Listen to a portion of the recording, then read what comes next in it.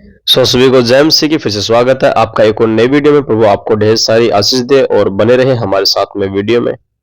तो आज का वचन रहेगा इमाउस के मार्ग पर चेलों का साथ। हम पढ़ सकते हैं, वचन में लिखा है लूका रचित सुसमाचार उसका 24 अध्याय उसका 13 वचन में लिखा है। हम पढ़ना स्टार्ट करते हैं।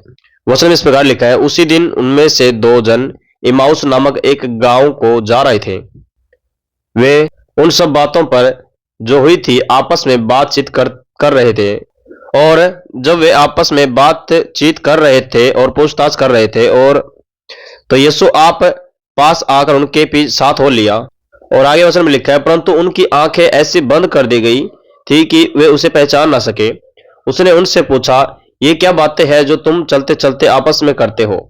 वे उदास से होकर खड़े रह गए। यह सुनकर उनमें से किलियापुस नामक एक व्यक्ति ने कहा, क्या तू यरूशलेम में अकेला परदेशी है जो नहीं जानता कि इन दिनों में उसमें क्या क्या हुआ है? उसने उनसे पूछा, कौन सी बातें? उन्होंने उससे कहा, यीशु नासरी के विषय में, जो परमेश्वर और सब लोगों के निकट काम और वचन में सामर्थ्य भविष्यवक्ता था। और प्रधान याजकों और हमारे सरदारों ने उसे पकड़वा दिया कि उस पर मृत्यु की आज्ञा दी जाए और उसे क्रूस पर चढ़वाया। परंतु हमें आशा थी कि यह इज़राइल को छुटकारा देगा। इन सब बातों के विषय सिवाय इस घटना को हुए तीसरा दिन है, और हम में से कई स्त्रियों ने भी हमें आश्चर्य में डाल दिया है। और जो भोर को कब्र पर गई थी और जब उसका शव ना पाया तो कहती हुई आई कि हमने स्वर्गदूत का दर्शन पाया। उन्होंने कहा कि वह जीवित है। तब हमारे साथियों में से कई एक कब्र पर गए और जैसा स्त्रियों ने कहा था वैसा ही पाया, परंतु उसको ना देखा। तब उसने उनसे कहा, हे निर्बुद्धियों और भविष्यवक्ताओं की सब बातों पर विश्वास करने में मतिमंदियों, क्या आवश्यक न था कि मसीह ये दुख उठाकर अपनी महिमा में प्रवेश करे?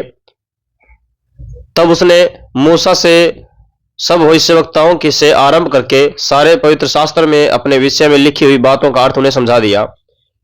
इतने में वे उस गांव के पास पहुंचे जहां वे जा रहे थे, और उसके ढंग से ऐसा जान पड़ता था कि वे आगे बढ़ना चाहता है, परंतु उन्होंने यह कहकर उससे रोका, हमारे साथ रहे, क्योंकि संध्या हो चली है और उस दिन अब बहुत ढल गया है। तब वह उनके साथ रहने के लिए भीतर गया और वह उनके साथ भोजन करने बैठा। तो उसने रोटी लेकर धन्यवाद किया और उससे तोड़कर उनको देने लगा। तब उनकी आंखें खुल गई और उन्होंने उसे पहचान लिया और वह अपनी आंखों से छिप गया। उन्होंने आपस में कहा, जब वह मार्ग में हमसे बातें करता था तो क्या हमारे मन में उत्तेजना ना उत्पन्न हुई? न उसी घड़ी उठकर यरूशलेम को लौट गए और उन 11 और उनके साथियों को इकट्ठे पाया। वे कहते थे, प्रभु सचमुच जी उठा है और शमौन को दिखाई दिया। तब उन्होंने मार्ग की बातें उन्हें बता दी और यह भी कि उन्होंने उसे रोटी तोड़ते समय पहचाना। तो भाइयों और बहनों, हम यहाँ पर क्या देखते हैं कि यीशु मसीह जो परम प्रधान परमेश्वर का इकलौता पुत्र है, और बहुत सारे बोलते हैं कि हमें नया नियम पढ़ना चाहिए, नया नियम पर हमें फोकस करना चाहिए और पुराना नियम हमारे लिए नहीं है करके। ऐसा बहुत सारे लोग बोलते हैं कि पुराना नियम हमारे लिए नहीं है, हम केवल नए नियम के अनुग्रह के अधीन है। बहुत अच्छी बात है कि आप अनुग्रह के और नए नियम के अधिकारी है, लेकिन जब तक हम पुराने नियम को ना पढ़े, जब तक हम पुराने नियम को ना समझे, तब तक हम यीशु मसीह के विषय में नहीं जान सकते हैं। तो यीशु मसीह ने खुद ही बताया, जो कि वो भविष्यवक्ताओं की पुस्तक को नहीं जानते थे, क्योंकि यीशु मसीह ने मूसा की पुस्तकों से लेकर सारी पुस्तकों में उसने बताया कि मेरा कहां कहां पर जिक्र है। तो तब उनको पता चला कि हाँ, यीशु मसीह है कौन, क्योंकि यीशु मसीह उनके साथ हो लिया था और उनकी आंखें बंद कर दी गई थी और वो यीशु मसीह को पहचान ना सके थे कि यीशु मसीह है कौन, और जो हमारे साथ में है वो चल रहा कौन है वो। तो बिना वचन के और वचन के संदर्भ के हम कभी भी यीशु मसीह को नहीं समझ सकते। अगर यीशु मसीह को समझना है तो उसके वचन को पूरी रीति से पढ़ना बहुत ही ज्यादा जरूरी है। तो यहाँ पर क्या लिखा है वचन में, उनकी आंखें ऐसी बंद कर दी गई थी कि वो यीशु मसीह को ना पहचान सके। और वचन में लिखा है कि जब यीशु मसीह ने रोटी तोड़ी और धन्यवाद करके उनको दिया, तब उनकी आंखें खुल गई और तब वे पहचानने पाए कि हाँ, यही यीशु मसीह है जिसका हम जिक्र कर रहे थे।